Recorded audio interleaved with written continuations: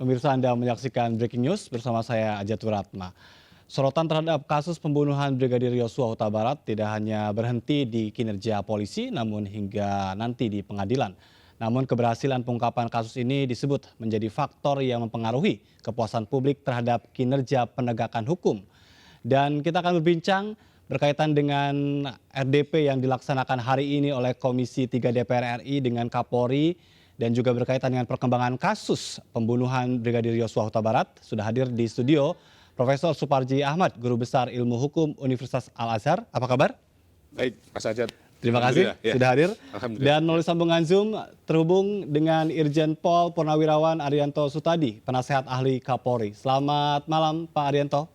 Selamat malam Pak, selamat malam pemirsa sekalian. Terima kasih sudah bergabung dan kita langsung bicara sambil kita menantikan juga kelanjutan dari RDP yang sekarang lagi rehat untuk istirahat terlebih dahulu nih Komisi 3 dengan Kapolri. Saya ingin ke Prof. Suparji terlebih dahulu. Kalau berbicara tentang perkembangan kasus sampai sejauh ini, apakah menurut Anda ini sudah memenuhi tingkat kepuasan masyarakat untuk pengungkapan kasus? Ya, menurut saya pengungkapan kasus itu tolak ukur keberhasilannya bukan pada kepuasan masyarakat. Karena kepuasan masyarakatan itu akan sangat relatif. Ya. Tidak bisa diukur. Pengungkapan ini masih dianggap kurang, pengungkapan ini masih dianggap kurang, otopsi sekali dianggap kurang, kemudian otopsi ulang juga kemudian tidak dipercaya dan sebagainya. Artinya apa? Bahwa kalau kemudian parameter untuk mengungkapkan kasus itu adalah kepuasan masyarakat, maka tentunya itu tidak proporsional. Baik, tapi ekspektasi publik dalam kasus ini tentu begitu besar dan itu harus bisa diwujudkan juga oleh Polri. Ya, apa yang disampaikan oleh publik itu menjadi semacam pemandu, menjadi pengawal agar kinerja pengungkapan hukum ini menjadi on the track, menjadi sesuai dengan mekanisme hukum yang berlaku. Artinya apa? Jangan sampai kemudian mendikte dan kemudian menghilangi independensi dan kemudian merekayasa fakta atau kemudian bukti yang sebenarnya dalam proses pengungkapan kasus ini. Karena fokusnya mestinya pengungkapan kasus ini adalah mengumpulkan barang bukti, mengumpulkan alat bukti, sehingga kemudian membuat terang benderang perkara ini. Misalnya siapa yang terkait dengan pembunuhan berencana sesuai dengan sangkaan itu, maka kumpulkan alat bukti itu dan limpahkan segera kepada jaksa penuntut umum, limpahkan kepada pengadilan, sehingga kemudian publik nanti dalam sidang terbuka umum itu menjadi mengetahui. Jadi ini akan lebih bagus sekiranya kemudian penyidik ini bekerja secara independen, bekerja secara objektif, secara profesional dan jadi secara menurut proporsional. Anda tidak digiring oleh isu-isu yang boleh, berkembang begitu ya? Tidak boleh ada sebuah naturalisasi opini yang kemudian menggiring, yang mendikte proses penegakan hukum. Tetapi kemudian tidak boleh menafikan, tidak boleh mengabaikan apa yang berkembang di publik. Tetapi tetap semua ada bekerja sesuai dengan objek faktanya. Tapi indikator terkait dengan penanganan yang profesional, akuntabel itu sudah ditunjukkan? Saya kira sudah sangat baik ya, dalam arti misalnya sudah ada penetapan tersangka dalam waktu relatif yang tidak lama, kemudian dikembangkan pada kasus-kasus yang lain. Maka ini saya kira adalah sesuatu yang perlu diapresiasi. Dan pada sisi yang lain juga, kemudian polisi juga secara terbuka menyampaikan apa yang dikehendaki oleh publik. Pada sisi yang lain juga sangat progresif ketika kemudian merespon apa yang dikehendaki oleh masyarakat. Artinya apa? Proses ini saya kira sudah sangat baik ya, berlangsung sangat baik. Tetapi memang sekali lagi, kalau bermaksud memuaskan publik, tidak akan ada hentinya. Tetapi kembali fokus pada penyelesaian perkara. Ada seseorang tewas dan diduga ada karena pembunuhan dan kemudian ada penghilangan barang bukti, maka fokus di situ. Itu. Iya, material di situ karena pada dasarnya adalah mengungkapkan fakta, mengungkapkan perbuatan berdasarkan alat bukti yang ditemukan. Ya, baik, saya ingin ke Pak Arianto. Pak Arianto, kalau berbicara tentang penanganan kasus ini dari sudut pandang Anda, dalam posisi mana publik ditempatkan? Baik, terima kasih. Saya menyoroti kasus ini dari pertama kali ya Pak ya. Kasus ini kan memang saya sebut ini sebagai bom atom untuk polisi, menghancurkan nama polisi yang selama ini sudah terbangun baik gitu ya. Kasus ini jadi bom atom karena apa? Terjadinya adalah di Mabes Polri, di puncak-puncaknya disiplin Polri ya Pak Sambo itu, tapi sangat tragis di lingkungannya dia sendiri, sehingga nama polisi atau citra polisi langsung hancur waktu itu. Oleh karena itu, dan publik juga bertanya-tanya itu Pak, karena kasus itu kan sangat janggal itu. Nah sehingga dalam hal ini menurut saya polisi mestinya dua arahnya. satu menyampaikan pada publik bahwa polisi masih bisa dipercaya dan menyelesaikan kasus ini dengan cara baik gitu. Tapi waktu itu di dalam penanganan yang pertama kali dulu itu terganggu karena ternyata kasus itu kan bukan seperti yang dirilis oleh pertama itu. Iya. Itu kasus itu kan dirilis oleh Pak Sambo yang berbuat suatu rencana pembunuhan, tapi kemudian untuk menutupi itu, kemudian dia pakai rekayasa itu. Nah, begitulah publik bertanya-tanya. Dan polisi akhirnya waktu itu Pak Kapolri karena dipesan oleh Presiden bikin tim khusus. Nah, setelah tim khusus itu bisa mengandangkan yang 30 orang Pak Sambo dengan peserta pengikutnya itu, maka penyidikan bisa berjalan cepat. Dan sekarang alhamdulillah sudah selesai penyidikan itu hampir ya. Baik. Sekarang pasnya sudah sampai ke kejaksaan, yang satu tinggal Ibu Putri. Artinya ada peran publik juga ya untuk bisa mendorong profesionalisme Polri dalam pengungkapan kasus ini. Tapi kalau kita melihat perkembangannya Pak Arianto, kita sekarang ini juga dihadapkan pada beberapa isu lain. Nah, bagaimana sikap Polri dalam konteks pengembangan isu-isu lain di luar pembunuhan Brigadir Yosua Huta Barat? Ya, isu yang berkembang kan isu-isu motif ya kebanyakan ya. Kenapa kok bisa terjadi seperti itu? Jadi motif. Nah, di sini sudah dijelaskan bolak-balik ya. Karena kasusnya 340 sudah terang benderang, yang bersangkutan sudah mengakui, kemudian saksinya sudah ada, barang bukti sudah lengkap, maka itu dikirim, saya yakin itu nanti langsung P21. Nah, kalau untuk motif biasanya itu akan disampaikan nanti di persidangan. Iya. Tapi sampai sekarang kan masih didesak terus polisi untuk motif-motif dan sebagainya. Saya nggak tahu nanti tadi Pak Kapolri apakah kemudian membuka motifnya apa tidak. Tapi menurut saya paling tidak ya mungkin dibuka cuma sedikit-sedikit. Nggak akan mungkin dibuka semuanya. Gitu. Iya. Jadi isu sekarang adalah memperbaiki citra yang buruk kemarin itu dengan cara menyelesaikan kasus ini secara profesional secepat mungkin dan memberikan penjelasan kepada publik sejelas-jelasnya apapun yang ditanyakan. Baik. Tapi sekalipun memang tidak secara terang disampaikan terkait dengan motif dan itu akan dibuka di persidangan, tapi kembali lagi publik memunculkan wacana karena seorang bintang 2 membunuh seorang brigadir yang begitu jauh relasinya, ini kembali kepada ada hal besar yang coba untuk ditutup-tutupi oleh seorang Sambo di internal kepolisian. Bagaimana Anda melihat ini?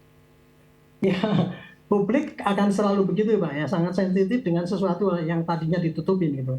Tadinya kan orang terperangah gitu, terperangah ya, buset apa mungkin seorang jenderal apalagi Kadipropam berbuat seperti itu gitu kan. Nah akhirnya kan dengan ya walaupun 1 bulan kemudian baru diungkap oleh Polri bahwa memang Pak Sambo lah pelakunya.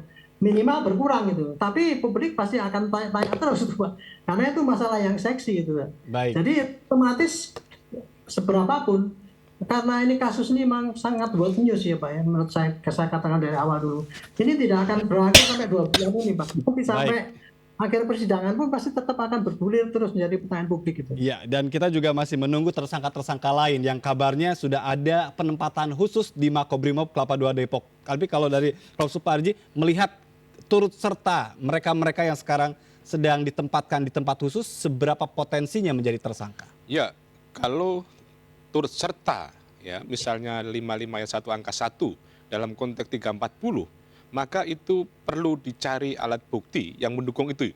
Artinya apa? Bahwa untuk bisa mengkonstruksikan turut serta dalam tindak pidana pembunuhan berencana itu harus dari awal ada kesepakatan bersama untuk melakukan pembunuhan. Kemudian yang kedua adalah adanya pembagian kerja untuk melakukan pembunuhan tadi itu. Dan kemudian yang ketiga harus ada tindakan-tindakan bersama sesuai dengan proporsinya masing-masing. Dan kemudian yang keempat harus ada niat yang sama untuk melakukan pembunuhan itu. Saya kira tidak mudah untuk mengkonstruksikan dijungtokan dengan pembunuhan berencana tadi itu. Ya. Mungkin saja yang lain itu akan bisa dikenakan menghalang-halangi penyidikan. Lebih ke obstruction of justice. Karena misalnya menghilangkan barang bukti, merusak barang bukti itu. Jadi di sini terjadi sebuah kesepakatan jahat untuk kemudian menghilangkan barang bukti. Mungkin itu akan lebih mengena. Tetapi kalau ditarik pada konteks pembunuhan berencana secara bersama-sama, saya kira tidak mudah menemukan alat buktinya. Tapi bagaimana konstruksi hukumnya berkaitan dengan yang dilakukan oleh mereka adalah rekayasa atau skenario seorang Sambo?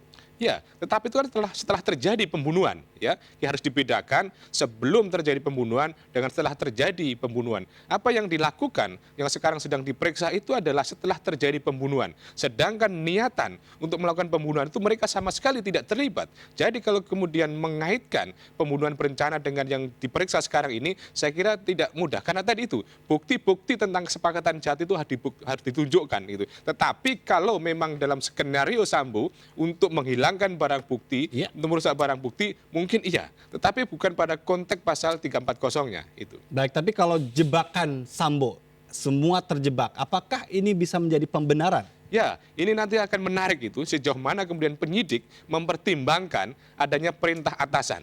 Di mana kemudian perintah atasan itu menjadi faktor eksternal yang kemudian menjadi alasan pembenar, yang kemudian bisa menjadi alasan penghapus atau tanggung jawab pidana. Kalau kemudian memang dibuktikan bahwa apa yang dilakukan itu semata-mata karena menuruti perintah atasan dan relasi kuasa yang begitu kuat, maka kemudian dia tidak mampu menghindar, maka perlu dipertimbangkan orang-orang tadi itu untuk tidak dimintai pertanggungjawaban. Tetapi mungkin saja akan ada pertanyaan bagaimana kemudian mudahnya melepaskan tanggung jawab sementara mereka terlibat dalam kejahatan merusak barang bukti dan sebagainya, tetapi kemudian harus diimbangi.